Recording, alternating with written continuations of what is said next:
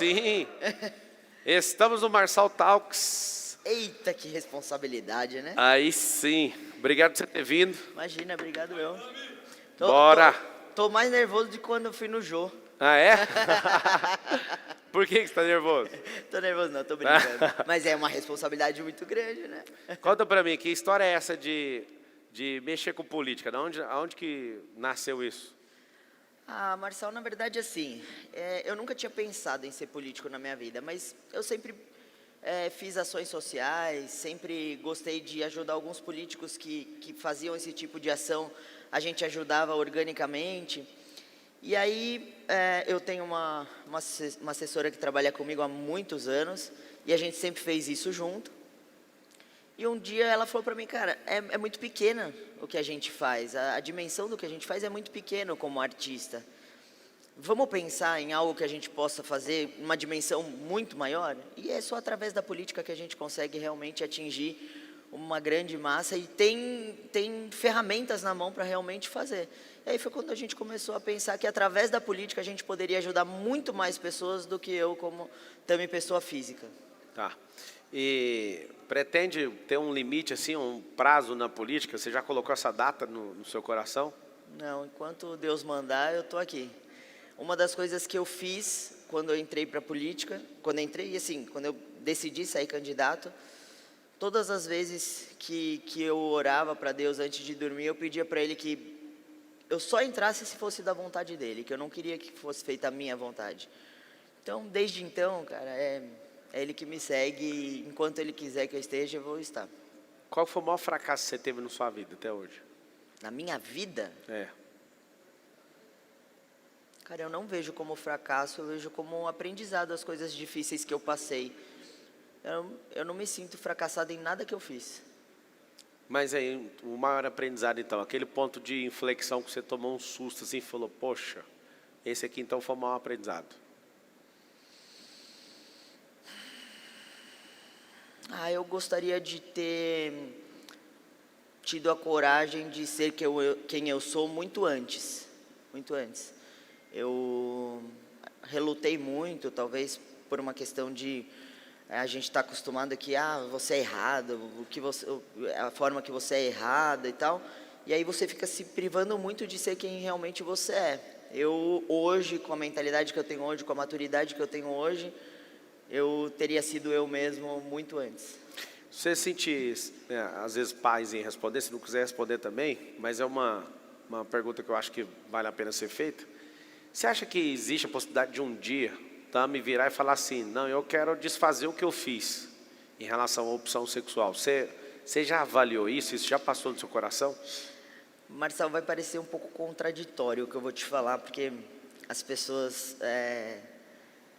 não costumam muito vincular religião com isso, mas eu sou uma pessoa que eu tenho Deus muito forte dentro de mim, sempre tive, independente de religião, já passei por várias religiões, mas sempre Deus era assim, o meu foco principal, eu tenho muito temor a Deus.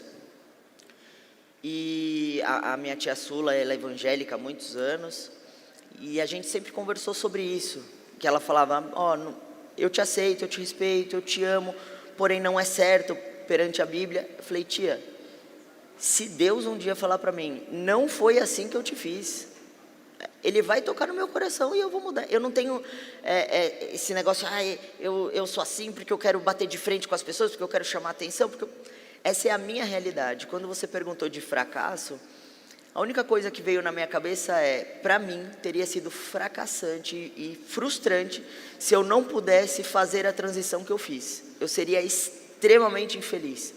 Muitas pessoas falam, você deve ter sofrido muito, você é muito forte, você é muito guerreiro. Eu escolhi o lado bom de viver isso, então eu não sofri. Para mim teria sido muito sofrido se eu tivesse que ser quem eu era antigamente. Eu não conseguiria viver comigo mesmo. Vai além de uma escolha, eu não escolhi ser assim. Um dia eu acordei e falei, não tenho nada para fazer, vou fazer essa transição aí. Eu vejo que você está em paz. O que eu achei interessante do que você falou, foi que se Deus falar com você, você estaria aberto. Na hora. Isso é se Ele falar comigo, tocar no meu coração e falar, cara, eu não te fiz assim, não é certo o que você está fazendo. Eu vejo, É da hora. eu vejo que esse ponto em comum que a gente tem de, né, de amar a Deus e tudo, eu acho que foi isso que aproximou a gente, né? Qual que foi a primeira vez que você viu um vídeo meu, que você conectou ali, começou a me seguir? Eu também te sigo, né? Eu vejo que você faz um trabalho brilhante ali em São Paulo. Depois eu quero te perguntar sobre isso. O que que foi assim que você viu? Pera, eu vou seguir esse cara. O que veio na sua cabeça? Primeiro, eu acho você um cara extremamente inteligente. Segundo, eu acho que você fala coisas que todo mundo pensa, mas não tem coragem de falar. Tem medo ou do cancelamento, tem medo... E, cara, o que eu me identifiquei muito com você é que você é louco e, para Deus, não tem explicação de ser louco ou não. Não é louco de loucura, de ser um doido.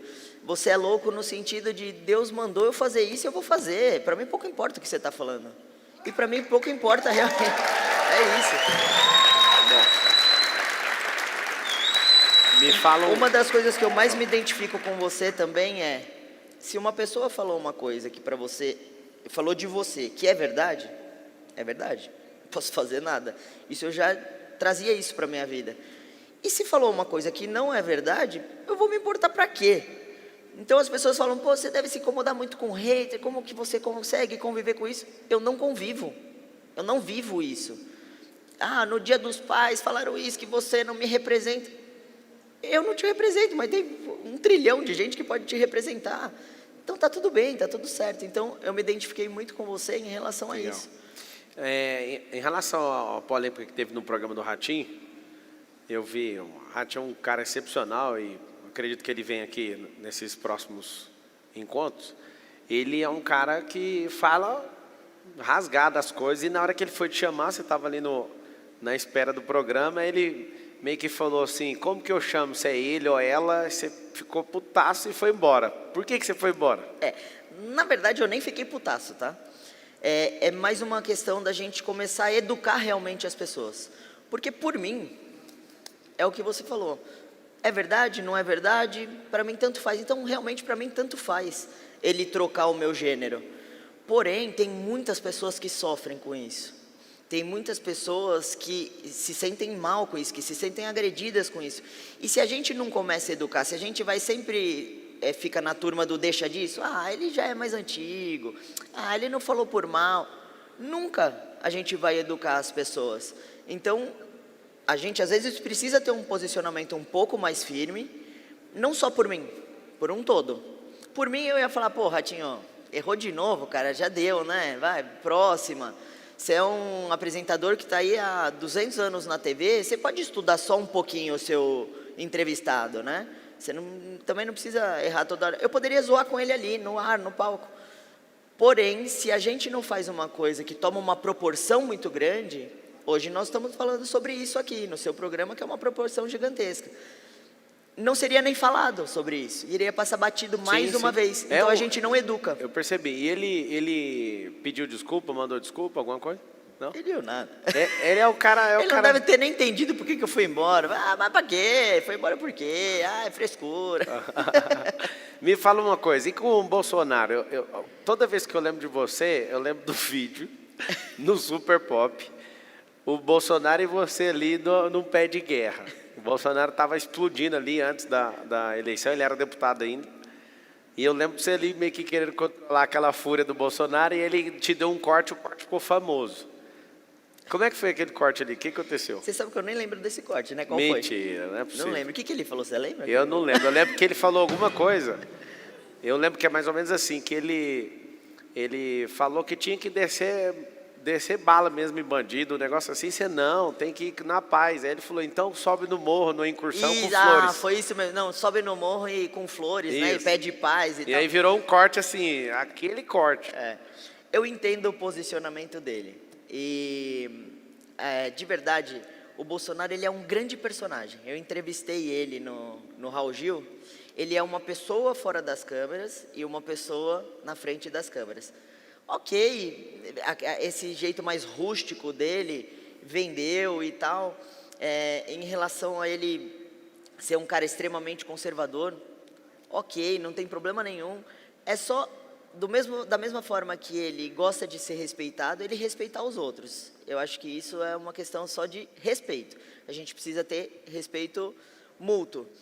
Mas em relação a bandido bom é bandido morto, sobe no morro com flores, a gente tem que tomar cuidado com a proporção que a gente fala. Porque imagina eu e você aqui, numa dimensão dessa gigantesca, e falar, bandido bom é bandido morto mesmo.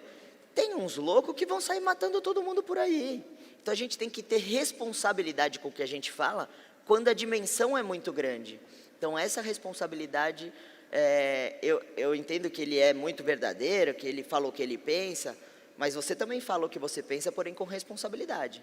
Eu vou te contar um episódio, uma situação que aconteceu comigo, e aí foi na minha imaturidade, lá dos meus 18 anos, quando eu assumi. Eu estava num programa de TV da Luciana Gimenez, ela me entrevistando, a gente ao vivo.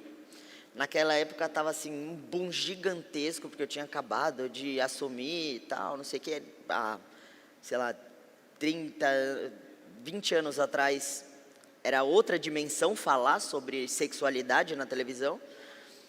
E quando acabou o programa, a Luciana Gimenez falou para mim, então tá, você tá aí, tá bem, tá feliz, o que você tem para falar para o público lá de casa? Olha para essa câmera e fala para o público lá de casa.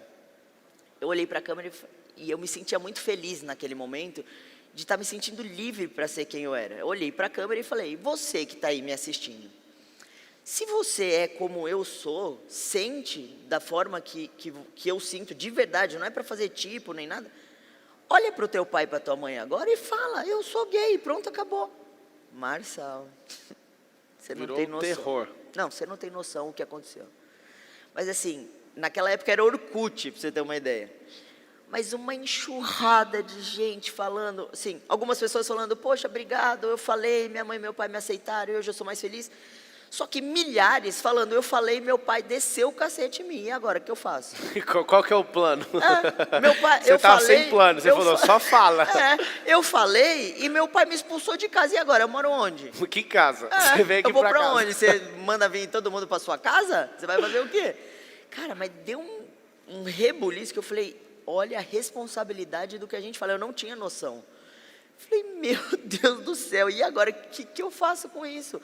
E é uma imaturidade, então a gente tem que ter responsabilidade naquilo que a gente fala, ainda mais cara representando o Brasil todo. Isso é tão perigoso. Por exemplo, sempre alguém me pergunta de divórcio. Você nunca vai achar uma resposta minha de divórcio nos stories. Por quê? Você imagina o tanto de gente que quer divorciar agora. Aí a pessoa está na sua vibe. Você fala qualquer coisa. Qualquer coisinha que você falar. Qualquer coisa. Então, ele falou, foi Deus falando pela boca do Marçal. Pô, divorciar agora. Não faça isso. Eu tenho o maior cuidado. Tem alguns assuntos que eu também seleciono e falo, cara, isso aqui é só num ambiente fechado, sem uma câmera, porque tem muita gente. Se eu falo, eu vou treinar, eu vou comer diferente, as pessoas vão, cara. Se eu falar, não, eu vou fazer um jejum, é um monte de gente, cara, eu tô fazendo o mesmo jejum. Você falar uma coisinha, eu lembro quando o Gustavo Lima e a esposa, por um momento ali, se divorciaram, eu lembro o desânimo que deu naquele tanto de gente que acompanha os dois, né? Sim. Tipo, mano, cara top desse, uma mulher top dessa, esses dois largaram, aí você dá aquela olhada dentro de casa, você fala, o que eu vou fazer? Ou seja, é muito perigoso a influência, né? O pessoal precisa de uma referência, né, Marcelo? A gente sente que o pessoal precisa de uma referência. No meu caso, minha referência é Deus. Então, não tem como eu chegar lá. Eu não vou atingir essa perfeição jamais na minha vida. Então, a minha referência é essa, mas tem muita gente que segue o pastor, que segue o padre, que segue o influencer, que segue... Precisa de um apoio, né? Uma muleta. Eu acredito que todo mundo precisa de uma referência até chegar num patamar. E se a pessoa falar, hoje eu não quero mais ter uma referência, tudo bem. Sobre a perfeição, eu acredito que a gente vai chegar nela pela palavra, né? A palavra fala que é de glória em glória e a gente vai ter um estado glorificado. Que é o quê? É quando o nosso corpo, com a nossa alma e o nosso espírito, no final de todas as coisas, vai juntar essa glorificação e não vai ter mais pecado. A Bíblia ensina isso. Então, vai chegar esse dia. Mas daí eu já estou lá perto do Pai. E vai acontecer essa chamada glorificação, tanto do corpo, a alma e o espírito, em um só, assim, que é o que vai fazer a gente entrar na próxima dimensão, né? Me fala uma coisa, o que foi a